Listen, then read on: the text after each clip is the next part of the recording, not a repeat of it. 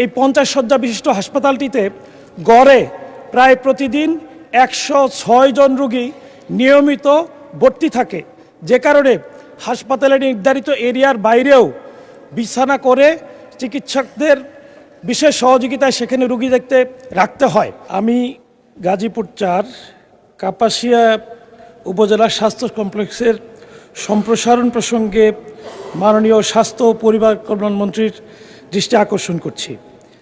কাপাসিয়া বিশাল জনপদ এবং ক্রমবর্ধমান জনসংখ্যার সুরক্ষা নিশ্চিত করতে বর্তমানে 50 শয্যা বিশিষ্ট স্বাস্থ্য কমপ্লেক্সটি একেবারেই অপ্রতুল।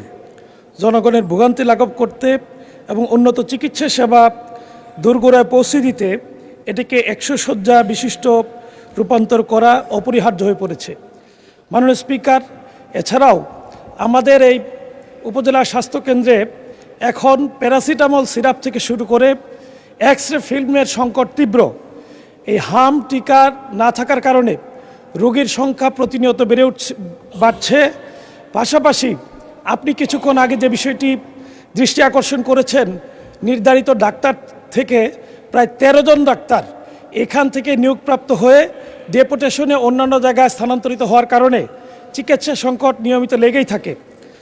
এই 50 শয্যা বিশিষ্ট হাসপাতালটিতে গড়ে প্রায় প্রতিদিন 106 জন রোগী নিয়মিত ভর্তি থাকে, যে কারণে হাসপাতালের নির্ধারিত এরিয়ার বাইরেও বিছানা করে চিকিৎসকদের বিশেষ সহযোগিতায় সেখানে রোগী দেখতে রাখতে হয়।